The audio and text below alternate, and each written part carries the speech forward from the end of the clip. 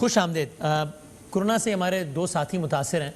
एक तो हमारी कॉलीग मारिया मेमन साहिबा, एक हमारे दोस्त भाई जनाब अबरारुल हक साहब। शाहिद खान अब्बासी साहब से भी आपने बात सुनी। इस वक्त मारिया मेमन और अबरारुल हक मौजूद। दोनों का बहुत शुक्रिया, बहुत सारी दुआएं सबके लिए। ऑफ कोर्स यानी पाकिस्तान में एक एक फ़र्द, दुनिया में एक एक फ़र्द जो कोरोना से मुतासर है, उसके लिए बहुत दिल से दुआएं। हम सिर्फ कुछ उन चेहरों को जो कि शनासा हैं उनको लेकर इसलिए बात करते हैं। ज़ाहिर है कि उनको ज़्यादा लोग सुनते हैं तो ज़्यादा लोग ज़रा कैफियत भी जान सकते हैं, ये भी जान सकते हैं कि भाई ये हो रहा है, ये अमरीकी यहूदी साजिश है या नहीं, इसको भी छोड़ दें चले, लेकिन हो रहा है और आप एहतियात से बच भी सकते हैं। तो ये सब आप कर लें। मारिया अस्सलाम वालेकुम। अब एक तो मैं इस पर बात भी करूंगा और मैं इसलिए कह भी रहा हूँ, मैंने आपसे इजाज़त भी ली है पहले कि अगर मैं इस पर बात कर सकूँ यानी, एंड यूर काइंड इनफ कि आपने इजाज़त दी। आपकी वालदा का भी अभी इंतकाल हुआ आज से मेरे ख्याल 3 या 4 दिन पहले ही। तो अल्लाह ताला मग़फ़िरत फरमाए और बहुत दिली ताज़ियत आपसे। मैं आई एम श्योर कि जितने लोग देख रहे होंगे सब बहुत दिल से उनके लिए दुआएं मग़फ़िरत करेंगे इंशाअल्लाह। अल्लाह रहम फरमाए और आपको सब्र जमील अता फरमाए। बल्कि हमारे पहले तो मुझे ये बताएं कि इसका मतलब ये हुआ कि आपको जब कोरोना था और आपकी वालदा की डेथ हुई उस दौरान? जी जी जी, ऐसा ही हुआ वसीम। मेरी वालदा पहले से लील थी, उन्हें एडवांस स्टेज कैंसर था और उनके इलाज के सिलसिले में लाहौर में मेरा बहुत अस्पतालों का चक्कर लगाना था, फार्मेसीज में जाना था। तो यूजली मैं बहुत एहतियात करती हूँ, इसलिए मैं प्रोग्राम के अंदर भी लोगों को यही कहती हूँ कि आप ख्याल कीजिए। लेकिन बस वो वक्त ऐसा था कि 2 हफ्ते बहुत अस्पतालों के चक्कर लगे और मुझे लगता है वहीं से कहीं एक मुझे वायरस जो है लग गया। दवाई पकड़ी है, फार्मेसी पे जाके बाहर आई हूँ और वो उसने काम कर दिखाया। उसके बाद मुझे जब हल्के से सिम्टम्स आए तो जब आप किसी ऐसे पेशेंट के साथ रहते हैं वसीम, तो आपको होता है कि खुदा ना खास्ता वायरस जो है वो ट्रैवल ना करे घर में किसी और पे। तो मैंने फौरन से पहले इस्लामाबाद आके आइसोलेट किया और टेस्ट करा लिया अपने आप को। बाकी घर वालों के टेस्ट जो हुए हैं वो सारे नेगेटिव से, अल्लाह का शुक्र है, अल्लाह का शुक्र है मेरी वजह से किसी को नहीं कोविड जो है पास ऑन हुआ। बिकॉज वो जो गिल्ट होता है आपके दिल में कि कोई ऐसे शख्स को आप वो वायरस पास ऑन कर दे जो शायद उससे ना संभाल पाए, वो बहुत हैवी होता है वसीम, और वो शायद आप अपने आप को कभी माफ नहीं कर पाते। वालदा मेरी के बारे में लोगों ने बड़े सवालात पूछे, क्या वो भी कोविड से उनका इंतकाल हुआ? नहीं, उनकी कीमोथेरेपी थी, वो कैंसर की मरीजा थी। हमें डॉक्टर्स ने बताया था कि हो सकता है कि इसके पहली कीमोथेरेपी के बाद इस तरह के नताइज आ सकते हैं और हम मेंटली इसके बारे में तैयार भी थे। मेरी वालदा को डॉक्टर थी, वो तमाम चीज़ें इसके बारे में जानती थी, इसके प्रोज एंड कॉन्स क्या होंगे। तो मारिया मुझे ये बताइए कि चूंकि हम ये, आपने तो खुद ये बिन थ्रू दिस, काश ऐसा ना होता, लेकिन ज़ाहिर आप इस सबसे गुजरी हैं। तो आप बताइए कि क्या ऐसा हो रहा है कि कोरोना की वजह से चूँकि अस्पताल बहुत ही ज़्यादा ऑक्यूपाइड हैं, इसलिए जो और पेशेंट्स हैं वो बड़े बुरे तरीके से मुतासर हो रहे हैं? आपको इसका सामना करना पड़ा? फैसल सब्जवारी को इसका सामना करना पड़ा, उन्होंने बताया हमें। आपके साथ ऐसा कुछ हुआ?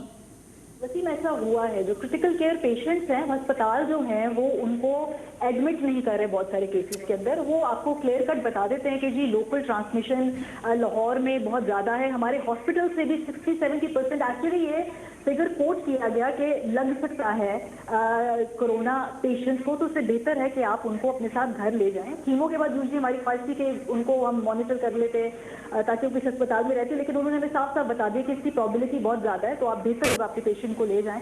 इसी तरह वसीम बहुत सारे पेशेंट हार्ट सर्जरीज हैं, जिनकी ब्रेन सर्जरीज हैं, और तो और अगर बच्चों की कोई प्रॉब्लम हो तो पीडियाट्रिशियंस जो है इवन उन तक पहुंचना मुश्किल हो रहा है। तो इसका मतलब एक हेल्थ क्राइसिस, हेल्थ इमरजेंसी है ना मुल्क में। अगर इसको भी हेल्थ क्राइसिस इमरजेंसी नहीं कहेंगे तो किसको कहेंगे फिर? बिल्कुल बिल्कुल। और देखिए जो कोरोना की तादाद हमारे सामने आ रही है ना, इसके अलावा जो पेशेंट्स वापस लौटा दिए जाते हैं घरों को और वहां जाकर उनका इंतकाल हो जाता है, तो वो डायरेक्टली कोविड की वजह से तो नहीं, लेकिन उसके बाद जो क्रिएटेड हालात हैं उसके नतीजे में वो एक बड़ा सीरियस क्राइसिस है, क्योंकि इस तजर्बे से हमको गुजरे हैं। और तो यानी इसलिए भी सबको अपना बहुत ज्यादा ख्याल रखना पड़े कि अस्पतालों का रुख ना करना पड़े, इसलिए कि वहाँ की सूरत हाल बहुत। और अगेन मैं और आप, हम लोग तो लकीली वो लोग हैं कि जिनकी 4 जगहों पर एक्सेस है, हम 2 जगहों पर फोन कर सकते हैं। अगर हमें प्रॉब्लम हो रही है तो फिर आम आदमी को तो हमसे 100 गुना ज्यादा प्रॉब्लम हो रही होगी ना। बड़ी सीधी सी बात है। और बिल्कुल वसीम, और ये देखिए ना, अल्लाह का शुक्र है, हमारा हमसे अल्लाह का करम है। हम फोन उठाएंगे, हमें डॉक्टर्स भी हमारी बात सुनेंगे। अगर खुदा ना खास्ता हमें कोविड हो जाएगा, हम फल भी अफोर्ड कर सकते हैं, हम ये तमाम फैंसी चीजें अफोर्ड कर सकते हैं। ये ऑक्सीमीटर जो मैंने लिया है 2500 रुपए का, जब मैंने इसकी कीमत बताई तो लोगों ने मुझे फीडबैक जब दिया, उन्होंने कहा कि हमारी इतनी सकत भी नहीं है, या हमें क्या बातें बता रही हैं, ये तो आप लोगों की बात है ना जो अफोर्ड कर सकते हैं। हम 2500 रुपए का ऑक्सीमीटर कहाँ से आएंगे, हम फल कहाँ से खाएंगे? जो आप हमें बता रही हैं सारी चीजें, हम कैसे अफोर्ड करेंगे? आइसोलेशन क्या चीज चीज होती है। हमारे तो कमरों में 8-8 लोग रहते हैं, आप तो बहुत महारानी है, आप एक कमरे में आइसोलेट करेंगी, हम लोग क्या कर सकते हैं? और बिल्कुल जेन्युइन कंसर्न सही है बात है। उन लोगों में। और मारिया ये भी बताइए, मुझे खुद भी मैं चाहता था जानूं, और इसीलिए मैंने शो से पहले आपको फ़ोन किया और आपसे पूछी ये बात, और आपसे इजाज़त लेके अब मैं आपसे ऑन एयर सवाल कर रहा हूँ कि ये how serious it can get कि आप दूसरे शहर में थी, वालदा का इंतकाल दूसरे शहर में हुआ, और आप चूँकि उस वक्त कोरोना से मुतासिर थी तो आप उनके आखिरी रस्मात में शिरकत नहीं कर पाई आप। बिल्कुल वसीम, और ये फैसला मेरा खुद था। अगर मैं जिद करती तो शायद मेरे घर वाले वो मेरी जिद के आगे घुटने टेक देते। शायद वो इस सोच में जरूर पड़ते कि बेटी का दिल करता है माँ को देखने में तो उनको जरूर आना चाहिए, लेकिन मैंने उन्हें साथ बाइश में नहीं डाला वसीम। मुझे खुद अंदाजा था कि ये ऐसा वक्त नहीं है। मेरे वालिद साहब ज़ईफ़ हैं, उनके बहन भाई या जो भी 10-12 लोग आते हैं, मैं उन तक ये वायरस नहीं देना चाहती थी कि वो आगे जाके पास ऑन हो जाए। तो मैंने खुद फैसला कर लिया। मैंने खुद अपने वालिद साहब को फ़ोन किया, उनको मैंने कहा कि मुश्किल फैसला है, आई नो, पर मैं कल नहीं आऊँगी तकसीम के अंदर। और फिर वो फ़ोन पे, स्काइप पे, जो भी, मतलब वो बात तो बिल्कुल नहीं होती है। एक प्रॉपर गुड बाय कहते हैं, प्रॉपर क्लोजर होता है। मैंने स्काइप के ऊपर देखा अपनी अम्मी का जनाजा। मुश्किल वक्त था, मुश्किल फैसला था, लेकिन ये ज़रूरी था। बिकॉज अपनी जिद में, अपनी किसी हटदर्मी में मैं चली जाती, मैं अपनी माँ को मतलब वहाँ पे उनको अलविदा कह भी देती, लेकिन उसके बाद की जो कीमत है वो चुकाने को शायद मैं दिली तौर पे तैयार नहीं थी कि खुदा ना खास्ता किसी एक को भी आपकी वजह से वायरस लग जाए तो फिर आप अपने आप को माफ नहीं कर पाते। साइकोलॉजिकल टॉल बहुत बड़ा है इसका, क्योंकि आपकी वालदा अगर फौत हो जाए और मैंने 14 दिन से मेरा कोई ह्यूमन कॉन्टैक्ट नहीं है, आप किसी से गले लगकर रो नहीं सकते, आप किसी का हाथ पकड़ के अपने दिल की बात नहीं कह सकते, बिकॉज आपका दिल करता है कि आप इससे अपना गम बांटें। और अब जब मेरे आज टेस्ट कराया है, इंशाल्लाह कल वो नेगेटिव आता है, इंशाल्लाह। तो उसके बाद पहली दफा मैं खुल के, जिसे कहते हो ना, अपने गम का इजहार कर पाऊंगी। लेकिन मैं इसको कंक्लूड ऐसे करूंगी कि ऐसे बहुत से लोगों से मेरी बात हुई है, मैं अकेली नहीं हूँ, और इससे आपका गम थोड़ा बट जाता है। चाहे जितना बड़ा भी आपका गम हो, कोर्स वो रहेगा, लेकिन अब अपने इर्द गिर्द में देख रही हूँ ऐसे बहुत से खानदान हैं जो अपने आखिरी रसूमात अपने प्यारों से उसमें शरीक नहीं हो पा रहे हैं। और ये एक मुश्किल फैसला है, लेकिन शायद इसके लिए इस हकीकत को हमें तस्लीम करना पड़ेगा कि आज 2020 में जो भी है, ये अजाब है, वबा है, अफ्ताद है, आप इसको जो नाम दे दीजिए, लेकिन इसके अंदर जो है शायद आपको ऐसे सख्त फैसले करने होंगे। I am so sorry for your loss. और ये मैं सिर्फ सोच ही सकता हूँ कि ये कितना सख्त होगा।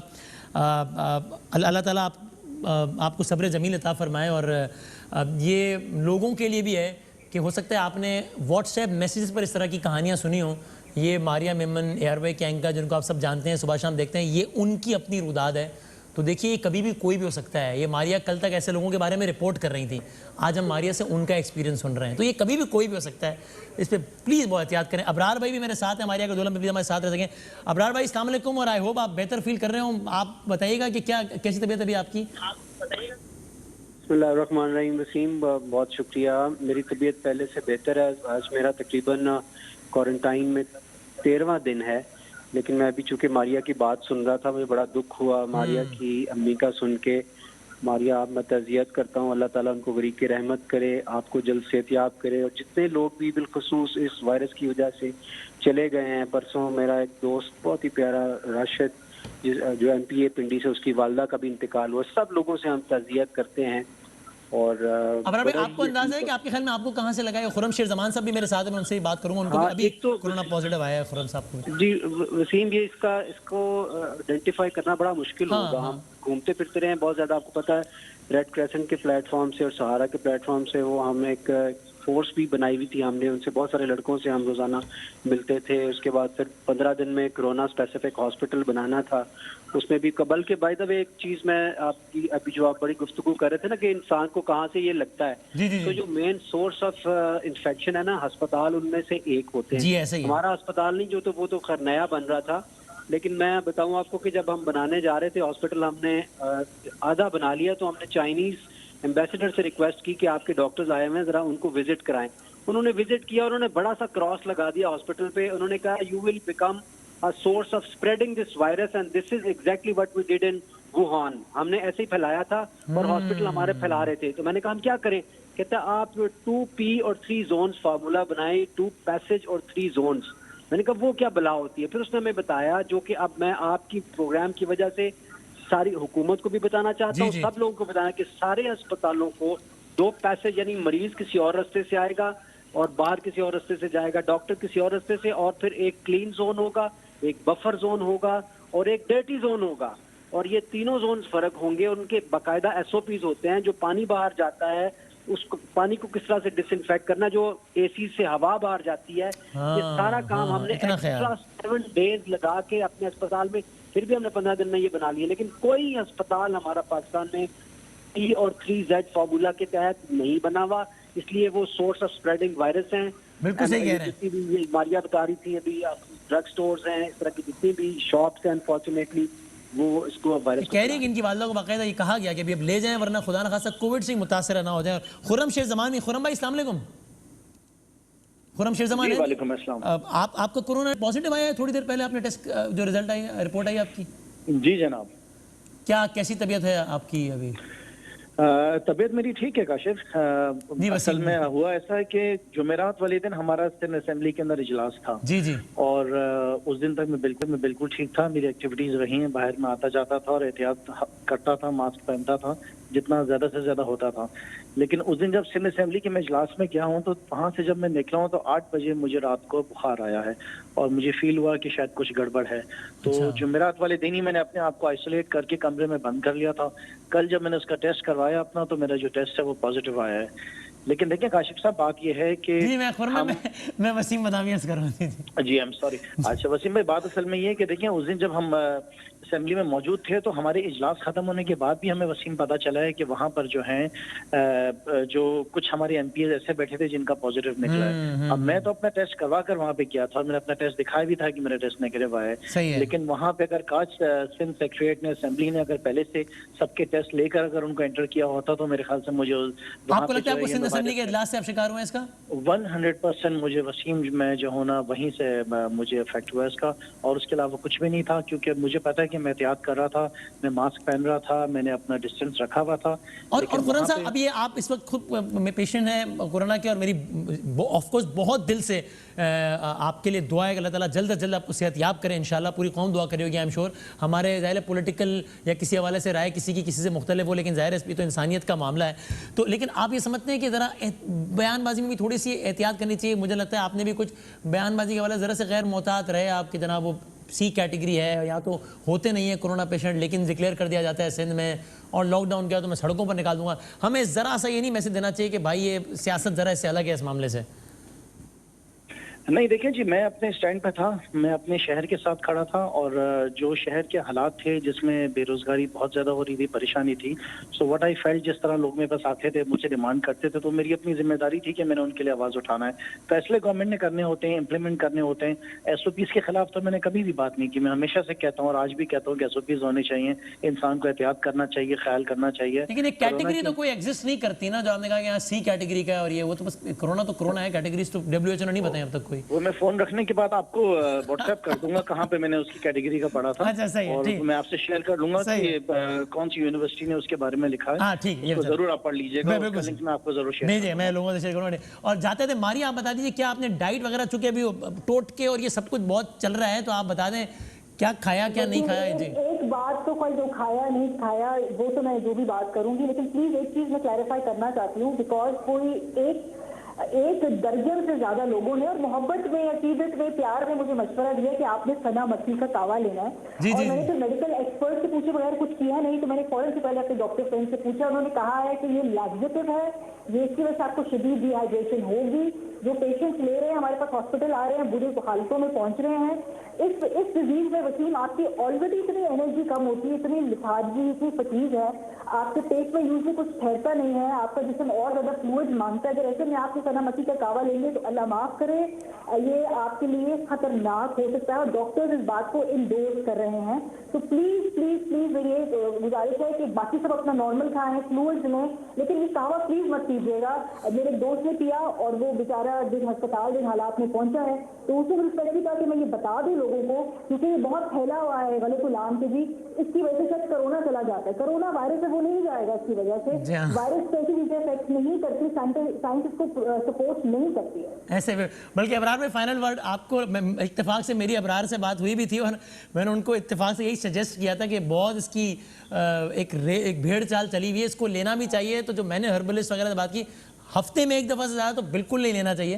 बल्कि मैंने कहा भी था कि हमारा तो अपना ब्रांड ये सेल करता है, तो it very much suits me कि लोग ज़्यादा खरीदें इल्साना मक्की, लेकिन ये ना खरीदें, इसको ज़्यादा ना लें। ये हफ्ते में एक दफ़ा से ज़्यादा तो बिल्कुल नहीं लेना चाहिए, और वो भी आप जो भी लें डॉक्टर की एडवाइस के बगैर ना लें, कुछ भी हो। अबरार साहब फाइनल वर्ड आप बता दें, क्या आपने डाइट इंटेक किया? आपने अपनी हतमी बात कर दी कि डॉक्टर की एडवाइस जो है ना वो हतमी होना चाहिए। बाकी आप सना मक्की का कहवा मुझे 2 दिन में एक बार मैं लेता था, और उसने सच पूछे तो मुझे तो उसने हेल्प किया। मैं ज्यादा मालिया के बारे में मुझे नहीं पता, लेकिन वसीम आपने जो चाय भेजी थी मुझे वो बड़ी अच्छी रही। अच्छा, गुड, अल्हम्दुलिल्लाह। इकबाल कशी साहब ने भी कुछ प्रोडक्ट्स भेजी थी, तो वो हिमानी वालों की, तो ये थोड़ी बहुत चाय। चलें अबरार भाई, बहुत सारी दुआएं आपके लिए, खुर्रम भाई आपके लिए, मारिया मेमन साहब आपके लिए, आप सबका बहुत बहुत शुक्रिया। और देखिए, मैं सिर्फ वैसे ही बात कह रहा हूँ कि हमें इस अंदाज से चीज़ों को बहुत अलग रखना चाहिए। मसलन अबरार भाई मेरे भाई हैं, जब वो लास्ट टाइम 11th आवर में आए थे, हमारा किसी बात पर आर्ग्यूमेंट हुआ था ये वो, तो शायद लोगों के जहनों में था कि जनाब तो बड़ी कोई लड़ाई वड़ाई से ये वो है। मुझे जैसे ही पता उन्होंने कोरोना का, मैंने फ़ौरन उनको फ़ोन किया, मैसेज किया, ये बात बताने का सिर्फ मकसद ये है कि अभी ये टाइम है कि हम बहुत आराम से चीज़ों को अलग अलग रख सकते हैं। मेरा आपसे किसी बात पर बहुत शदीद इख्तिलाफ हो सकता है, और इसका मेरा आपसे ताल्लुक़ पर किसी भी तरीके से कोई असर नहीं होना चाहिए। तो ख़ास तौर पर इस टाइम पर हम खुदा का वास्ता इन चीज़ों को छोड़ दें कि ये नून, ये पीपल्स पार्टी, ये ARY, जियो, भाई ये एक क्राइसिस है, मुसीबत है। उलमा बताएंगे कि अजाब है, वबा है, आजमाइश है, सबने मिलकर लड़ना है और सब एक होकर से लड़ेंगे इंशाअल्लाह।